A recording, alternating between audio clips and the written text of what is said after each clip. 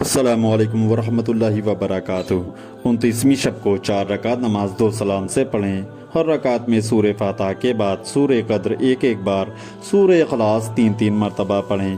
بعد سلام کے سورہ علم نشرح 70 مرتبہ پڑھیں۔